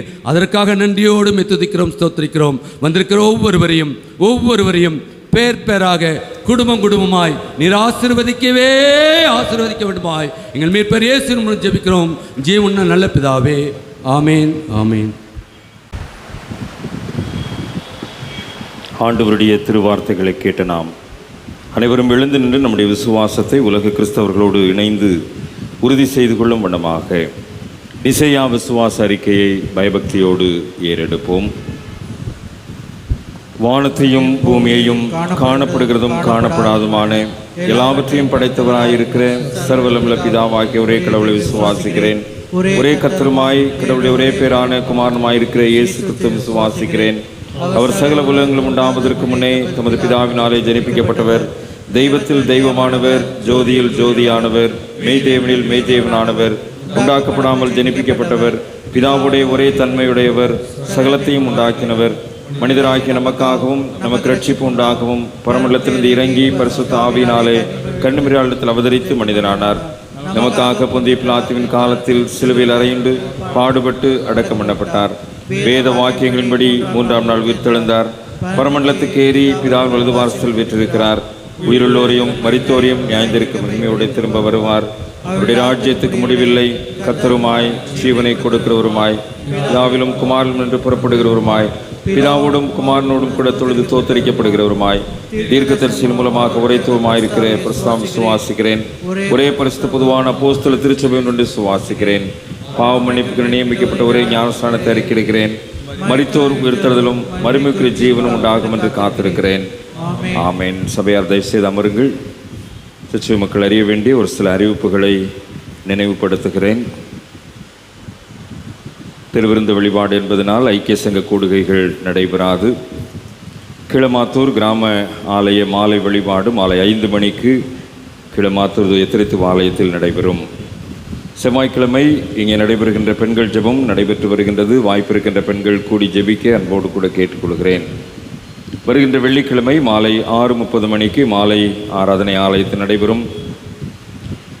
மாதத்தின் 4வது வெள்ளிக்கிழமை என்பதனால் இரவு விழிப்பு ஜெபம் இரவு 10 மணிக்கு நடைபெறும். கர்த்தருக்கு சித்தமானால் வருகின்ற மே மாதம் முதல் 10 நாட்களில் விடுமுறை வேதாகம பள்ளி ஊழியத்தை நிறைவேற்றுவதற்கு திட்டமிடுகின்றோம். 1 முதல் 10 வரை நம்முடைய ஆலயத்திலும், 11 முதல் 15 வரை கீழமாத்தூர் துயத்திரித்துவ ஆலயத்திலும் விடுமுறை வேதாகம பள்ளி ஊழியங்கள் நடத்துவதற்கு திட்டமிட்டிருக்கின்றோம். திருச்சபை மக்கள் தங்களுடைய உதார்த்தமான பங்களிப்பை இந்த ஊழியத்தை நிறைவேற்றுவதற்கு கொடுத்து உதவும்படி அன்போடு கூட கேட்டுக்கொள்கின்றேன். ஞாயிறு பள்ளி பொறுப்பாளர்கள் உங்களை சந்திக்கின்ற போது உங்களுடைய உதார்த்தமான அர்ப்பணிப்புகளை நீங்கள் கொடுத்து இந்த விடுமுறை வேதாகம பள்ளி ஊழியத்தை தாங்கும்படி அன்போடு கூட கேட்டுக்கொள்கிறேன். பிள்ளைகளை ஊருக்கு அனுப்புகின்றவர்கள் தயவுசெய்து இந்த 10 நாட்கள் முன்பதாகவோ அல்லது அதற்கு பின்பதாகவோ வெளியூர் பயணங்களை மேற்கொள்ள திட்டமிடுங்கள். இந்த 10 நாட்களும் திருச்சபையின் அனைத்து பிள்ளைகளும் இந்த அருமையான சிறுவர் ஊழியத்திலே தங்களுடைய பங்கேற்பதற்கு பெற்றோர் உங்களுடைய முழு கவனத்தை செலுத்தும்படி அன்போடு கூட கேட்டுக்கொள்கின்றேன்.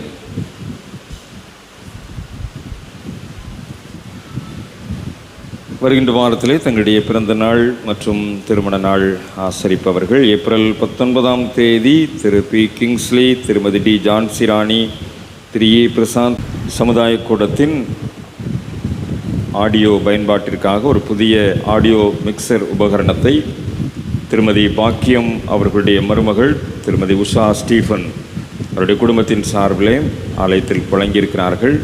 அதை நாம் ஜெபித்து பிரதிஷ்டை செய்து அருமையான கம்யூனிட்டி ஹாலுடைய ஆடியோ உபயோகத்திற்காக அதை நாம் பயன்படுத்துவோம். ஜெபம் செய்வோம்.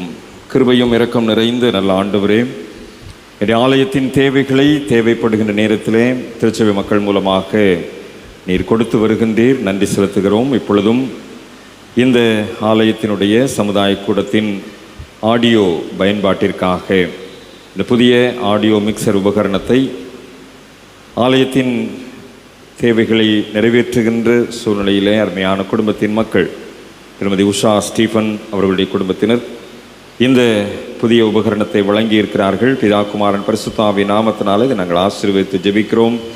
திருமதி பாக்கியம் அம்மா அவர்களுடைய குடும்பத்திற்காக நாங்கள் நன்றி செலுத்துகின்றோம். ஆண்டவர் தேவைகளை சந்திக்கின்ற போது இந்த ஆலயத்திற்கென்று கொடுத்திருக்கின்ற அன்பு பிள்ளைகளுடைய தேவைகளையும் நீர் சந்தித்து ஆசீர்வதிப்பீராக. வானத்தின் பலகணிகளை திறந்து இடம் கொள்ளாமற் போக மட்டும் இந்த குடும்பம் என்ன விதமான பொருத்தனையோடு இதை ஆலயத்திற்கு செலுத்தி இருக்கின்றார்களோ அந்த தேவைகள் நிறைவேற்றப்படவும் கர்த்தருடைய கரம் இந்த ஆடியோ உபயோகரணத்தை பயன்படுத்துகின்ற போது சமுதாய கூடத்தில் நல்ல ஒரு ஒலி அமைப்பு ஏற்படவும் ஆண்டவர் அருள் தந்து வழி நடத்தும். இயேசு கிறிஸ்துவின் திருப்பெயரில் ஜெபிக்கிறோம். ஜெபம் கேளும் நல்ல பிதாவே, ஆமேன். பிதா குமாரன் பரிசுத்த ஆவியினுடைய திருப்பெயரிலே தூய இம்மானுவேல் ஆலய சமுதாய கூடத்தின் பயன்பாட்டிற்காக இந்த புதிய ஆடியோ உபகரணத்தை பிரதிஷ்டை செய்து அர்ப்பணிக்கின்றோம். ஆண்டவருக்கே மகிமை உண்டாவதாக. ஆமேன். நம்மையும் நம்முடைய காணிக்கைகளையும் ஆண்டோடத்தில் அர்ப்பணிக்கும் வண்ணமாக நாம் அனைவரும் எழுந்து நின்று 78வது கீர்த்தனை ஆத்துமமே என் முழு உள்ளமே உன் ஆண்டவரை தொழுதேத்து என்ற கீர்த்தனையை நாம் பாடி நம்முடைய காணிக்கைகளை ஆண்டவரிடத்தில் அர்ப்பணிப்போம். கீர்த்தனை 78.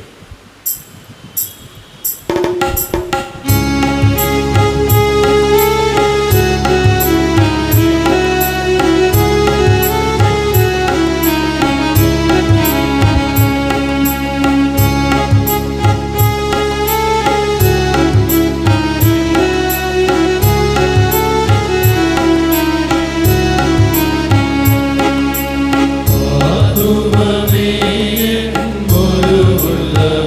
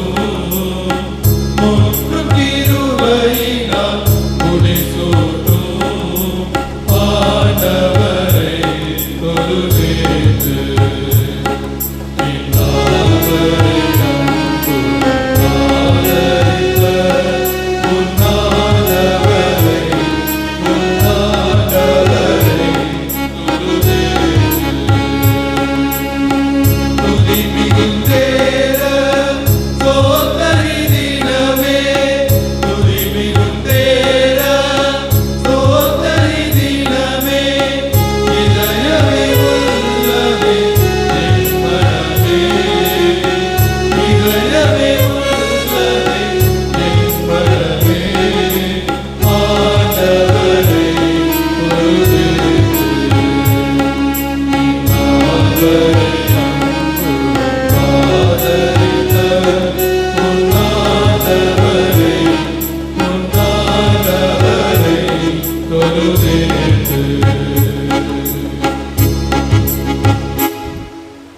செய்வோம். பரிசுத்த பிதாவே, உமது கிருபாசனத்தில் பிரவேசிப்பதற்கு புதிதும் ஜீவனுமான மார்க்கத்தை உமது அருமையான குமாரின் இரத்தத்தினாலே எங்களுக்கு உண்டு பண்ணினரே. நாங்கள் அபாத்திரராயினும் அவர் மூலமாய் உம்மண்டை வருகிறோம். எங்களையும் எங்கள் அர்ப்பணிப்புகளையும் உடைய நாம மகிமைக்காக அங்கீகரித்து உபயோகிக்கும்படியாக தாழ்மையோடு வேண்டிக் கொள்கிறோம். வானத்திலும் பூமியிலும் உள்ளவைகளெல்லாம் உம்முடையவைகள். உமது கரத்திலே வாங்கி உமக்கு கொடுக்கிறோம்.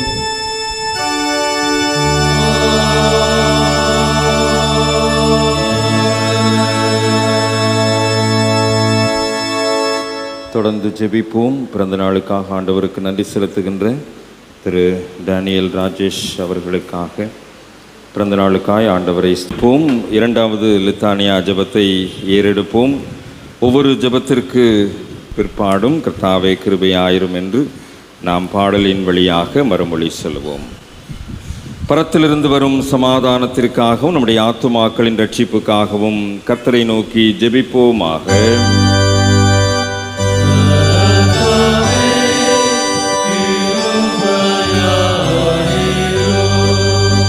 அகில உலக சமாதானத்திற்காகவும் கடவுளுடைய பரிசுத்த சபைகள் நல்வாழ்வுக்காகவும் அவைகளின் ஒருமைப்பாட்டுக்காகவும் கர்த்தரை நோக்கி ஜெபிப்போமாக.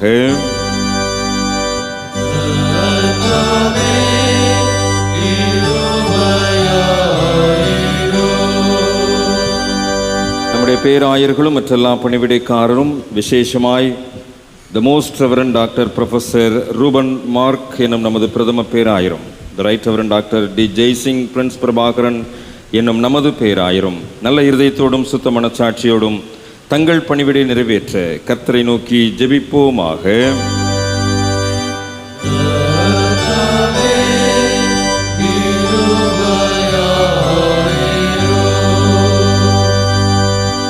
நம்ம தேசத்தின் ஜனாதிபதி, பிரதம மந்திரி, அதிகாரம் வைப்போர் எல்லாருக்காகவும் கர்த்தரை நோக்கி ஜெபிப்போமாக.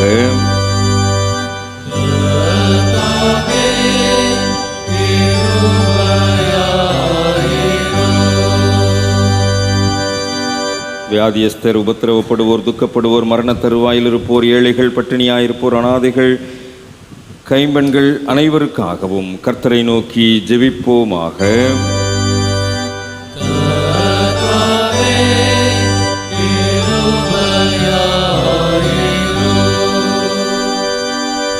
அந்தகாரத்தில் நம்மை தம்முடைய ஆச்சரியமான உள்ளிடத்திற்கு வரவழைத்தவருடைய மகத்துவங்களை காண்பிக்கும் பொருட்டாக நமக்காகவும் கிறிஸ்துவின் திருப்பெயரை அறிக்கை பண்ணும் அனைவருக்காகவும் கர்த்தரை நோக்கி ஜெபிப்போமாக.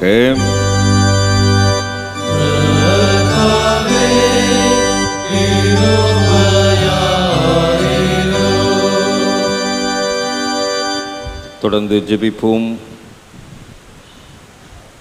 நாளை தினத்திலே அறுவை சிகிச்சை செய்யப்பட இருக்கின்றதான திரு ஜான்சன் தேவராஜ், திரு ஜீவராஜ் அவர்களுடைய தாயார் திருமதி எலிசபெத் பொக்கிஷம் அம்மா அவர்களுக்காக ஜெபம் செய்வோம். ஏற்பட்டிருக்கின்ற எலும்பு முறிவினால் செய்யப்படுகின்றதான அறுவை சிகிச்சை நல்ல பலன் தந்து பரிபூர்ண சுகத்தோடு இந்த பலிபீடத்தில் வந்து ஆண்டவருக்கு நன்றி செலுத்த அருமையான தாயாரை ஆண்டவர் பலப்படுத்தும்படியாய் நாளை தினத்தில் நடைபெறுகின்ற அறுவை சிகிச்சை கர்த்தர் வெற்றியாய் ஆசீர்வாதமாய் அமைத்து தரும்படியாய் ஜெபிப்போம். ஆஸ்திரேலிய தேசத்திலே மெல்போர்ன் நகரிலே மருத்துவமனையிலே சிகிச்சை பெற்று வருகின்ற அருமையான சகோதரர் ஜான்சன் அவர்களுக்காக ஜெபிப்போம். கணையத்தில் ஏற்பட்டிருக்கின்ற பாதிப்பின் மூலமாய் சரீரத்திலே கடந்த நாட்களில் ஏற்படுகின்ற பலவீனங்கள் மருத்துவமனை சிகிச்சையின் பரிபூர்ண வெற்றியை பெற்றுக்கொண்டு கணையத்திலே பரிபூர்ண சுகத்தோடு கூட நல்ல ஆரோக்கியமான சூழ்நிலையிலே இந்திய தேசத்திற்கு கடந்து வரவும் இந்த பலிபீடத்தில் வந்து ஆண்டவருக்கு சாட்சியாய் நன்றி செலுத்தவும் ஆண்டவர் அன்பு சகோதரனை பலப்படுத்தும்படியாய் இந்த மருத்துவமனையிலே கர்த்தருடைய கரம் கூட இருக்கும்படியாய் ஜெபம் செய்வோம். மருத்துவ சிகிச்சைகளிலே இருக்கின்றதான இந்த திருச்சபையின் பிள்ளைகளை கர்த்தர் பரம வைத்தியராக உடனிருந்து அவர்களை பலப்படுத்தும்படியாய் இந்த நேரத்தில் அவர்களுக்காக ஜெபிப்போம். 23ஆம் தேதி நடைபெற இருக்கின்றதான சட்டசபை தேர்தலுக்காக நியாயமான முறையிலே, நேர்மையான முறையிலே ஆண்டவர் விரும்புகின்ற ராஜ்யத்தை இந்த தமிழகத்திலே ஆண்டவர் கட்டி கொடுக்கும்படியாய்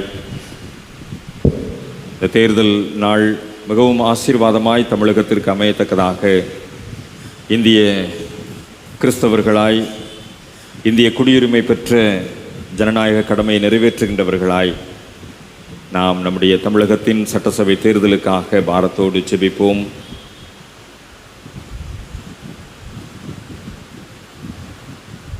சர்வ வல்லமையுள்ள நித்திய கடவுளே, திருச்சபையின் முழு சரீரத்தையும் உமது ஆவியானவரால் ஆண்டு பரிசுத்தப்படுத்துகிறவரே, உமது திருச்சபையில் எல்லா நிலைமையிலுள்ள மனிதருக்காக உமது சன்னிதானத்தில் நாங்கள் ஏறெடுக்கும் விண்ணப்பங்களையும் ஜெபங்களையும் அங்கீகரித்தரலும். ஒவ்வொரு அங்கத்தினரும் தன் அழைப்பிலும் பணிவிடையிலும் உண்மையோடும் தெய்வ பக்தியோடும் மக்கு ஊழியம் செய்ய அனுக்கிரகம் செய்ய வேண்டும் என்று எங்கள் ஆண்டவரும் இரட்சகருமாகிய இயேசு கிறிஸ்துவின் மூலமாய் வேண்டிக் கொள்கிறோம்.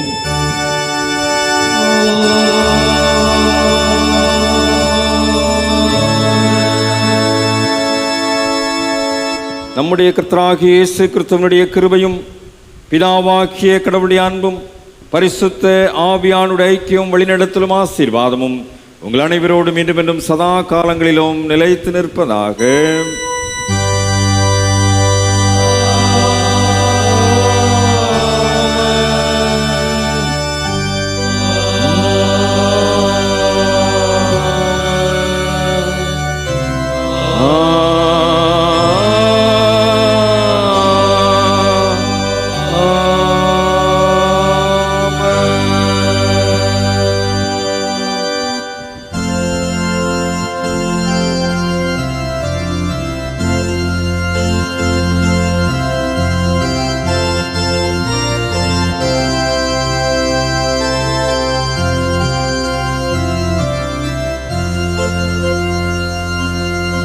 கர்த்தரின் பந்தியில் வா சகோதரா, கர்த்தரின் பந்தியில் வா,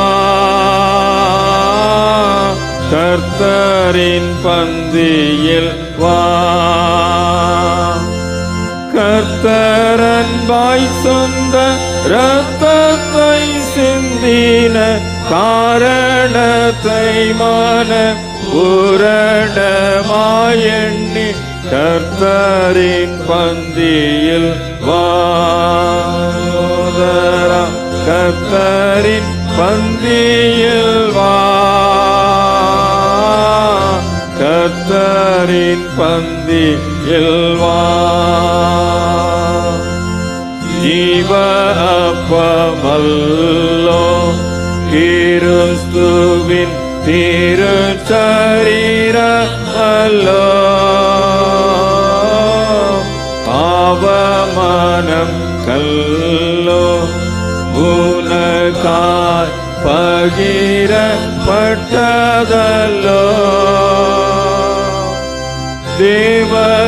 தேவகுமாரனி ஜீவபாக்காய் நீ தின்று அவருடன் என்றும் பிழைத்திட கர்த்தரின் பந்தியில் வா சகோதரா, கர்த்தரின் பந்தியில் வா,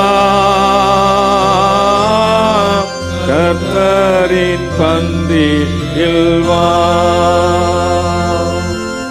அப்பம் பிற்குதல் பகுதிக்காக அனைவரும் எழுந்து நிற்போம். கிறிஸ்துவின் சரீரம் ரத்தமாகிய சாக்கிரமந்தை விசுவாசத்தினாலே பெற்றுக்கொண்டவர்களாகிய நாம் பின்வரும் மன்றாட்டை உள்ளத்தின் ஆழத்திலிருந்து நாம் யாவரும் சேர்ந்து ஏறெடுப்போம். சர்வ வல்லமையுள்ள கடவுளே, பரமபிதாவே, உமது நேசகுமாரனும் எங்கள் ஆண்டவருமாகிய இயேசு கிறிஸ்துவுக்குள் எங்களை கொண்டு அவரின் ரத்தமாய நானாகாரத்தை எங்களை போஷித்து எங்கள் பாவங்களை மன்னித்து நித்திய ஜீவனை எங்களுக்கு வாக்கு பண்ணியிருக்கிறீர். அளவிடப்படாத நன்மைக்காக ஸ்தோத்திரிக்கிறோம். சரீரம் ஆத்மா எங்களை பசுவும் ஜீவனுள்ள பலியாக ஒப்புக் கொடுக்கிறோம். இதுவே நாங்கள் செய்யத்தக்க ஆத்மீக ஆராதனை. நாங்கள் இந்த பிரபஞ்சத்துக்கு ஒத்த வேஷம் தெரியாமல் தேவனுடைய நன்மையும் பரிபூர்ணமான சித்தம் என்று பகுத்தறியத்தக்கதாக எங்கள் மனம் புதிராக்க மறுபடியும் எங்களுக்கு அருள் புரியும். கடைசியில் நாங்கள் உமது பரிசுத்தவான்கள் அனைவரும் அடைத்தக்கதாக உலகத்திலே உப்பேற்படி நடக்க எங்களுக்கு கிருபை செய்யும். உம்மோடு பரிசுத்தாவியோடும் ஒரே கடவுளாய் சதா காலமும் ஜீவித்தரசாகிற எங்கள் ஆண்டவர் இயேசு கிறிஸ்து மூலமாய் வேண்டிக் கொள்கிறோம். ஆமென். எங்கள் தேவனுக்கு துதியும் மகிமையும் ஞானமும் ஸ்தோத்திரமும் கனமும் வல்லமையும் வளமும் சதா காலமும் உண்டாவதாக. ஆமென். எல்லா புத்திக்கும் மேலான தேவ சமாதானம் உங்களோட இருந்து எங்கள் தேவனையும் அவருடைய குமாரனாகிய நம்முடைய ஆண்டவர் இயேசு கிறிஸ்துவை பெற்ற அருள் நிலைத்திருக்கும்படி உங்கள் இருதயத்தையும் சிந்தையும் காக்க கடவது பிதா குமாரன் பரிசுத்த ஆவியும் ஆகிய திரியே கடவுளுடைய ஆசீர்வாதம் எப்பொழுதும் உங்களோட இருந்து என்றென்றைக்கும் உங்களில் நிலைத்திருக்க கடவது.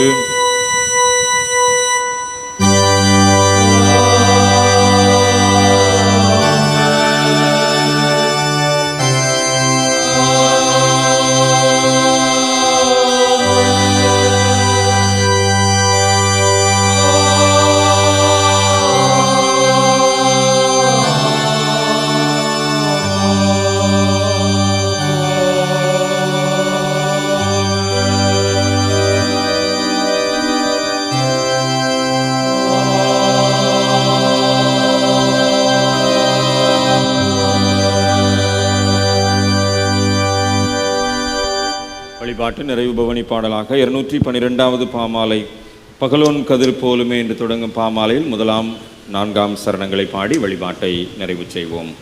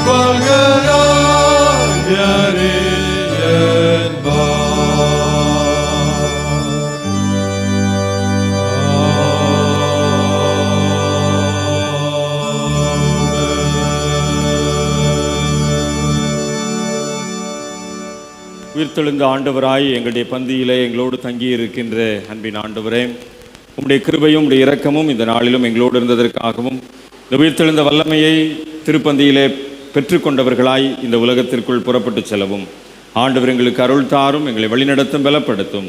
இயேசு கிறிஸ்துவின் திருப்பெயரில் ஜெபிக்கிறோம் நல்ல பிதாவே, ஆமென். என் ஆத்துமாவே கர்த்தரை ஸ்தோத்திரி, என் முழு உள்ளமேடி பரிசுத்த நாமத்தை ஸ்தோத்திரி. என் ஆத்துமாவே கர்த்தரை ஸ்தோத்திரி, அவர் செய்த சகல உபகாரங்களையும் மறவாதே.